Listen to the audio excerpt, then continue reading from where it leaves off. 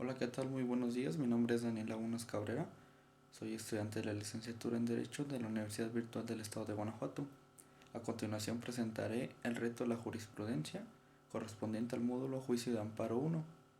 Mi matrícula es la 21.025.169. Mi asesora es la maestra Sofía Pérez Fuentes Sacramento. Para el desarrollo de este reto llevaremos a cabo la respuesta a 5 planteamientos. Estos se basan en las diferentes jurisprudencias que se nos presentaron en las instrucciones del mismo. En la primera cuestión nos dice: respecto al caso número 1, señala qué método de integración, ya sea reiteración, contradicción de criterios o precedentes obligatorios, se utilizó para la creación de dicha jurisprudencia.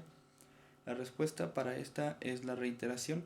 Esto de acuerdo con la Ley de Amparo Reglamentaria de los artículos 103 y 107 de la Constitución Política de los Estados Unidos Mexicanos, de acuerdo con el artículo 216 de esta ley, en su segundo párrafo, que nos dice lo siguiente: la jurisprudencia por reiteración se establece por los tribunales colegiados de circuito y el concepto de esta se encuentra fundamentado en el artículo 224 de la misma. En la segunda respuesta nos dice: respecto al caso número 2, identifica cuáles son los razonamientos para que la jurisprudencia 1A. Diagonal J.93 diagonal 2013 entre paréntesis 10A fuera sustituida por la jurisprudencia 1A. Diagonal J.78 diagonal 2018 entre paréntesis 10A, emitida por la primera sala de la Suprema Corte de Justicia de la Nación. Bueno, respecto a esto nos dice: facultad de atracción, sistema de justicia penal acusatorio oral. Contra el auto que ordena la citación del investigado a la audiencia inicial.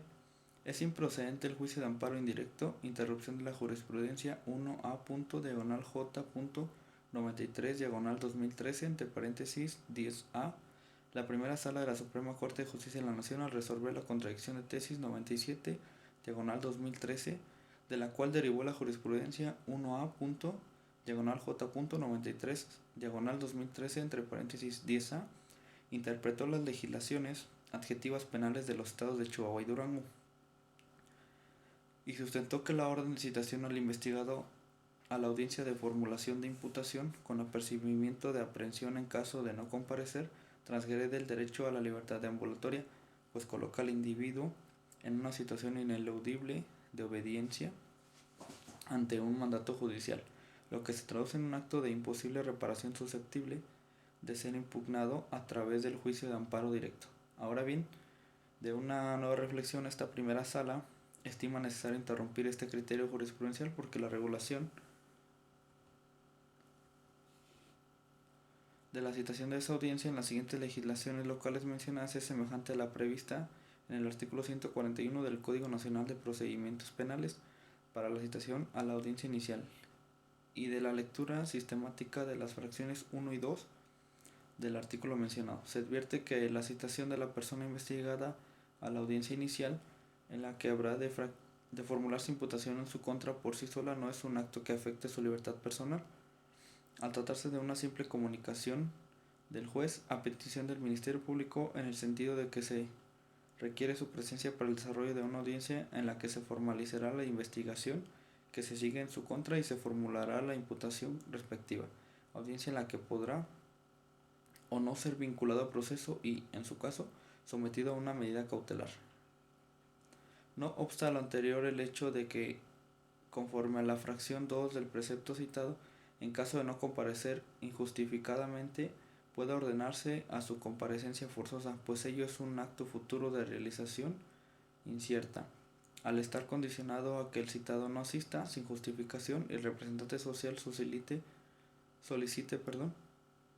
que se ordene su comparecencia mediante la fuerza pública, por lo que ese acto de comunicación como tal no coincide en la libertad personal del citado.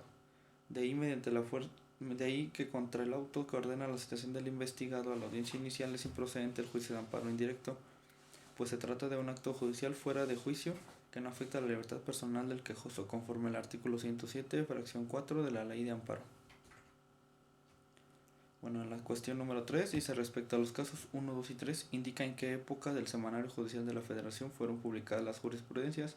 Para los casos 1 y 3 fue en la novena época y para el caso número 2 fue en la 10ª época. La cuestión número 4, en el caso número 3, señala para qué autoridades es obligatoria la aplicación de dicha jurisprudencia, debido a que esta fue emitida por el Pleno de la Suprema Corte de Justicia de la Nación. Es obligatoria para todas las autoridades jurisdiccionales de la Federación y de las entidades federativas cuando sean tomadas por mayoría de 8 votos. Esto de acuerdo con la misma Ley de Amparo. Y para la cuestión número 5, nos dice: en el caso número 1, identifica si se cumple con el requisito establecido en el artículo 223 de la Ley de Amparo respecto a los votos que deben emitirse para su aprobación. Bueno, de acuerdo con el artículo 223 y lo que se establece en el mismo de la Ley de Amparo, nos dice lo siguiente: los votos deben tener mayoría de 4. Y bueno, leyendo la jurisprudencia, en conclusión, esta sí es acreedora a los requisitos mencionados en el artículo número 223 de la Ley de Amparo.